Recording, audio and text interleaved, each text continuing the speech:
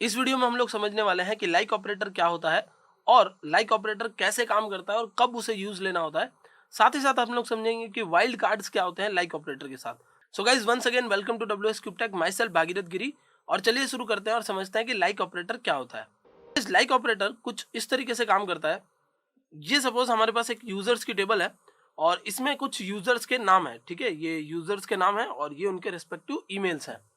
अब हमें क्या करना है, हमें वो सारे यूजर्स निकालने हैं जिनके नेम बी से शुरू होते हैं। ठीक है, वो सारे यूजर्स जिनके नेम बी से शुरू होते हैं, वो सारे यूजर्स जिनके नाम आर से शुरू होते हैं, या वो सारे यूजर्स जिनके नेम एस से शुरू होते हैं, वो हमें निकालने हैं। ओके, तो क्या करना है हम लोगों को चलाना है एक लाइक ऑपरेटर वेयर क्लॉज के साथ में। ठीक है, तो हमने क्या किया, हमने लिखा select star from users where name like S. ठीक है, एस और फिर एस के बाद लगाया ये परसेंटेज। ठीक है, तो इससे क्या होगा, एक्चुअली क्वेरी जस्ट मैंने एग्जांपल के लिए लिखी हुई है। हमने क्या किया, इधर एस ना लगाकर बी लगा दिया। ठीक है, मैं इसको चेंज कर लेता हूं।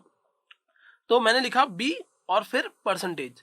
तो अब इससे क्या होगा, इससे ये जो डेटा है जिनमें बी नाम से शुरुआत हो रही है वो निकल के आ जाएगा। ठीक है, सो सिंपल सा कंसेप्ट है गाइस। आपको यहाँ क्या करवानी है, सर्चिंग करवानी है। लाइक को कब यूज किया जाता है, जब हम लोग सर्चिंग करवाना चाहते हैं। ठीक है, सो जब भी इस टाइप की सिचुएशंस आती है हम लोग लाइक को यूज कर सकते हैं। सो लाइक क्या है, लाइक एक ऑपरेटर है जो वेयर क्लॉज के साथ यूज किया जाता है, जिसमें हम लोग स्पेसिफिक पैटर्न में से डेटा निकाल कर लेके आ सकते हैं कॉलम के अंदर से।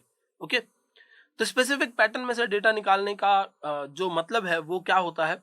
स्पेसिफिक पैटर्न में से डेटा निकालने का मतलब है कि आपको चाहिए कि किसी बंदे का नाम में ऐसा आता हो, किसी बंदे का नाम एस से शुरू होता हो, किसी बंदे का नाम एस से खत्म होता हो, या ऐसे बहुत सारी चीजें जिनमें हम लोगों को ये दो वाइल्ड कार्ड्स हेल्प करते हैं।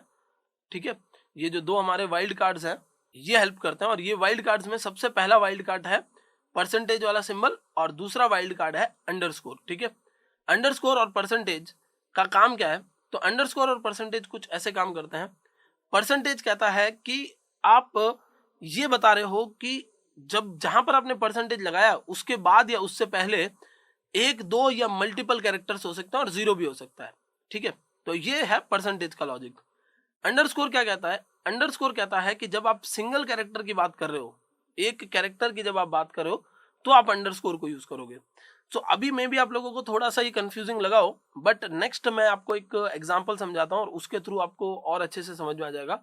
बस आपको ये याद रखना है कि परसेंटेज का मतलब है मल्टीपल कैरेक्टर्स और अंडरस्कोर का मतलब है एक सिंगल कैरेक्टर की बात हो रही है।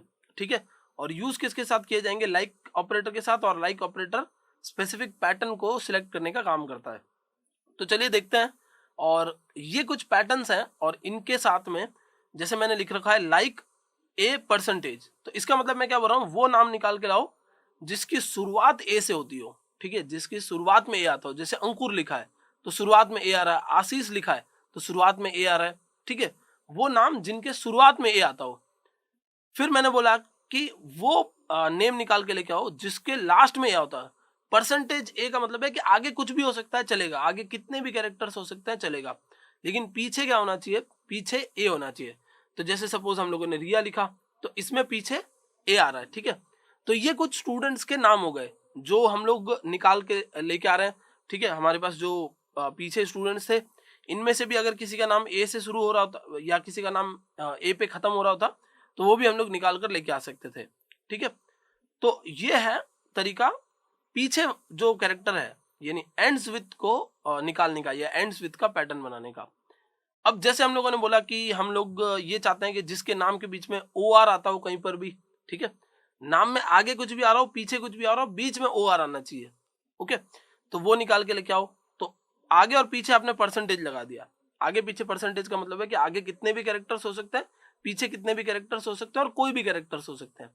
बीच में क्या आना चाहिए, ओ आर आना चाहिए।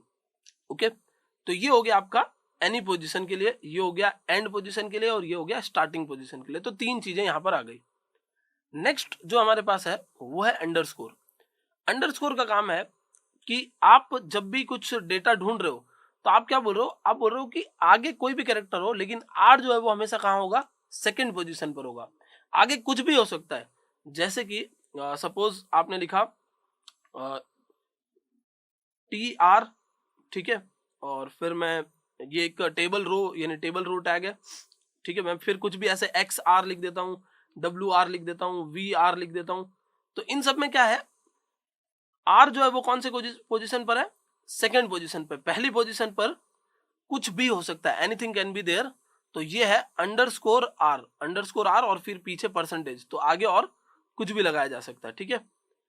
फिर नेक्स्ट आता है A_परसेंटेज। तो क्या बोल रहे हैं हम लोग इधर, हम बोल रहे हैं कि वो वर्ड लेके आओ या वो नाम लेके आओ जिसकी शुरुआत A से होती हो, फिर जो A जहां पर शुरुआत हो रही है उसमें क्या है, are at least 2 characters in length. मतलब ऐसा नहीं है कि 0 कैरेक्टर वाला, जैसे ये है तो ये क्या बोलेगा, जैसे किसी का सिर्फ A लिखा हुआ है तो भी ये उस डेटा को लेके आ सकता है। लेकिन ये कौन से डेटा को लेके आएगा, जिसके अंदर A के बाद एक और कैरेक्टर भी होगा, ठीक है। इट इज मैंडेटरी कि एक और कैरेक्टर भी हो, AC हो सकता है, AB हो सकता है, और भी बहुत सारी चीजें हो सकती है, लेकिन 2 कैरेक्टर तो एटलीस्ट होने चाहिए, ठीक है। ये क्या बोल रहा है कि 2 कैरेक्टर्स एटलीस्ट होने चाहिए और A से स्टार्ट होना चाहिए। ये बोल रहा है कि A से स्टार्ट होना चाहिए, अब चाहे 1 कैरेक्टर हो चाहे 2 कैरेक्टर हो। ये बोल रहा है कि एटलीस्ट 3 कैरेक्टर्स होने चाहिए, पहला, दूसरा और तीसरा तो A खुद है, तो A और उसके बाद 2 कैरेक्टर्स और उसके बाद कुछ भी हो सकता है, एनीथिंग विल वर्क, ओके। तो यहां पर एक और कंसेप्ट आ गया कि अंडरस्कोर क्या बोलता है, सिंगल कैरेक्टर की बात करता है। तो सिंगल अंडरस्कोर मतलब एक कैरेक्टर, 2 अंडरस्कोर्स का मतलब है 2 कैरेक्टर, ठीक है। तो हम बोल रहे हैं कि A से शुरुआत हो, 2 कैरेक्टर और फिर पीछे कुछ भी हो चलेगा, ओके। फिर आता है A%O।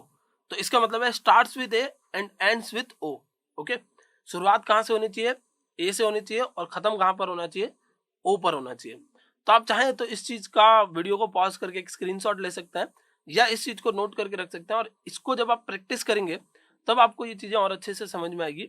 अभी मैं आप लोगों को जो रियल लाइफ इम्प्लीमेंटेशन है हमारे वर्क बेंच पे चल के वो समझा देता हूँ, ठीक है। तो वर्क बेंच ओपन कर लेते हैं और वर्क बेंच को कनेक्ट कर लेते हैं हम लोग, ठीक है। ये कनेक्ट हो गया हमारा, और स्टूडेंट्स वाले टेबल में से मैं सारा डेटा लाके दिखा देता हूँ आपको एक बार।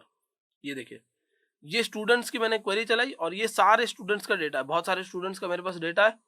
अब मैं क्या करूंगा, मैं यहाँ आऊंगा और ये जो स्टूडेंट्स, एक नई क्वेरी मैं बनाता हूँ, ठीक है। और इस बार हम लोग वेयर क्लॉज लगाएंगे, ओके।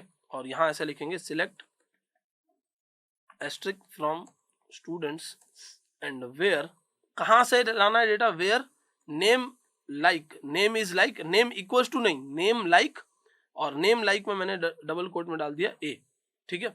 अभी मैंने सिर्फ A डाला और मैंने गो पे क्लिक किया तो देखिए एक भी डेटा नहीं आया, ठीक है, क्योंकि हम लोग सिर्फ A की बात कर रहे हैं। बट अगर मैंने ये लगाया होता %A, मतलब मैं बोल रहा हूँ एंड्स विथ A, शुरुआत चाहे किसी से भी हो, कितने भी कैरेक्टर्स हो, लेकिन एंड्स विथ A, तो देखिए वो 2 नाम आ गए जो A के साथ खत्म हो रहे हैं, ठीक है। ये वो 2 नाम है जिनके अंदर लास्ट में A आ रहा है, ठीक है। मैंने लगाया स्टार्ट्स विथ A, तो ये वो नाम आएंगे जिनके जो शुरुआत जिनकी A से हो रही है, जैसे अंकुर और आशीष, A से शुरुआत हो रही है, ठीक है। या मैंने ऐसे आगे लगा दिया A और फिर %A%, इसका मतलब क्या है, %A% का मतलब है कि बीच में A कहीं पर भी आए, आगे भी कुछ आ सकता है, पीछे भी कुछ आ सकता है, और A बीच में कहीं पे भी आ सकता है, ठीक है। तो आप देखेंगे ये सारे नाम वो हैं जिनमें कहीं ना कहीं A आ रहा है, और सारे स्टूडेंट्स का डेटा अगर मैं आपको दिखाऊं तो जैसे जॉनी, जैनी, इनके अंदर A नहीं आ रहा, जॉन, इनके अंदर A नहीं आ रहा, ठीक है। ये जो है उसमें भी A आ रहा है, तो आप यहाँ देख सकते हैं किसी में A शुरुआत में आ रहा है, किसी में A बीच में आ रहा है, ओके, कुछ इस तरीके से, और किसी में A लास्ट में आ रहा है। तो हमने तो बोला ये था कि कहीं भी हो सकता है। अब अगर आप यहाँ देखेंगे ये जो 2 नाम लिखे हुए हैं मैंने, इन दोनों नामों के अंदर क्या हो रहा है, इन दोनों नामों में A जो है वो लास्ट में है, तो इसके बाद तो कुछ भी नहीं है। लेकिन परसेंटेज का काम करने का तरीका क्या है, अगर वापस आपको दिखाऊं तो परसेंटेज क्या बोलता है, 0 और मल्टीपल कैरेक्टर्स, 0 कैरेक्टर भी होंगे तो चलेगा, 1 कैरेक्टर भी होगा चलेगा, और मल्टीपल कैरेक्टर्स भी हो सकता है, ठीक है। तो जैसे यहाँ पर A है मेरे नाम में और GIRATHP से मल्टीपल कैरेक्टर्स आ रहे हैं, ठीक है। अंकुर में A है जो A शुरुआत में है और परसेंटेज लगा हुआ है, मतलब आगे कुछ भी नहीं आ रहा है, ठीक है। अब मैंने क्या बोला, मैंने बोला कि जो नाम आप निकाल रहे हो वो एटलीस्ट A से शुरू हो, ठीक है। क्या बोला मैंने, A से शुरू होना चाहिए, और कितने कैरेक्टर्स का होना चाहिए, तो वो होना चाहिए एटलीस्ट 5 कैरेक्टर्स का, ठीक है।